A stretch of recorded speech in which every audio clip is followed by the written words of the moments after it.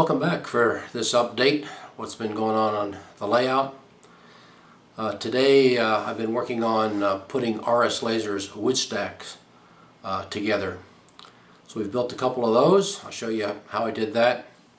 Also got a little bit of a gluing tip that I found, and it's really working out well for me. So let's go over the layout, see what's going on. I'm going to do a review of the RSLaser kit's lumber stacks, and in the kit you get the wood pieces. Look like they're very nicely laser cut, and some nice instructions on doing this. You need a couple things, maybe a hobby knife. They say you can use CA glue or carpenter's glue, an emery board, file, tweezers will all help you out. If you don't like the color of these, they say that it kind of represents new fresh cut wood. If you want to work with a little bit of a wash, I recommend using the back side. And I kind of fooled around here a little bit with some burnt umber, and actually the one I liked to make it look a little more like pine is the yellow ochre, and that's the wash that they use. Scenic uses for the rock wash. So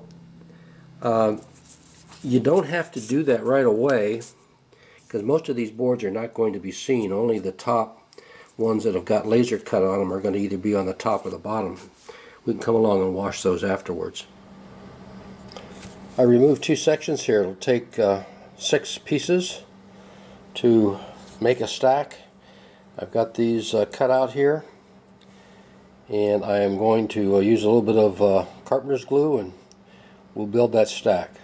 Okay, we've got this stack built. Sides look pretty good for color, but I'll put a little bit of a wash on the top and bottom.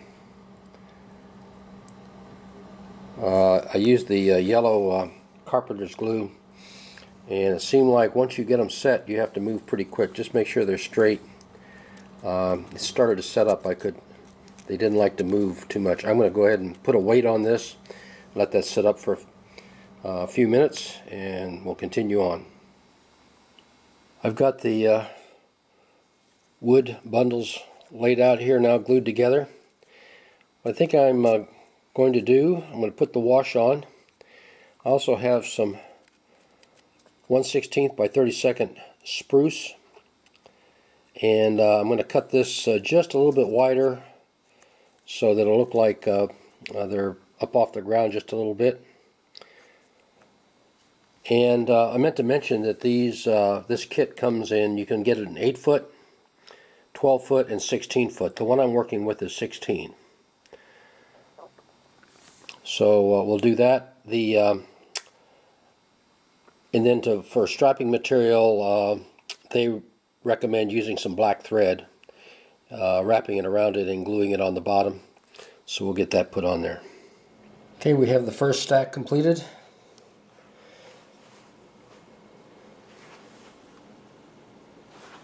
Came out very nice. Once again, this is the 16-foot long version. Used some thread, a little bit of super glue, wrapped it around there, pulled it tight, and put a little couple pieces of skid pieces on there. They also show this, if you wanted to use it like in a lumber mill, you could put slats in between each and every one of these and look like the boards are drying. So we'll put this on the layout, see how it looks. And here we have it at the transfer station. So you got quite a few more to build. Kit's very nice and went together easily.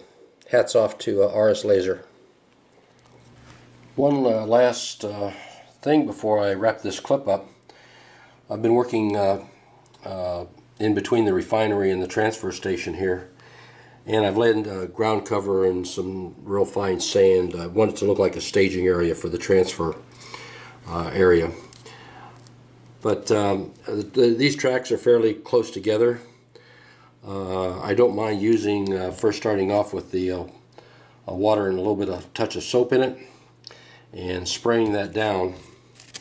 But when it comes to applying the Woodland Scenic Cement or the your 50-50 solution of Elmer's glue, I found I had a small bottle. Normally I would use an eyedropper, and I would sit there and use an eyedropper just because I don't want to spray all over the tracks. Even if I tape them off, spraying them. I found by taking a Elmer's glue-all bottle, any small bottle, but by opening this up about a third of the way, a half of the way, I could get this to drip very slowly, and as I hold it over, and it worked out quite well. And I do quite an area without taking the eyedropper and going back and forth, refilling and dripping and refilling. So just kind of a new way I've done it, and I learn all the time, so hope this helps out. That kind of brings this update to a close, but I've enjoyed having you, and hopefully I've given you a few ideas and tips. So, and of course, I always hear everybody else say, subscribe, and you can subscribe,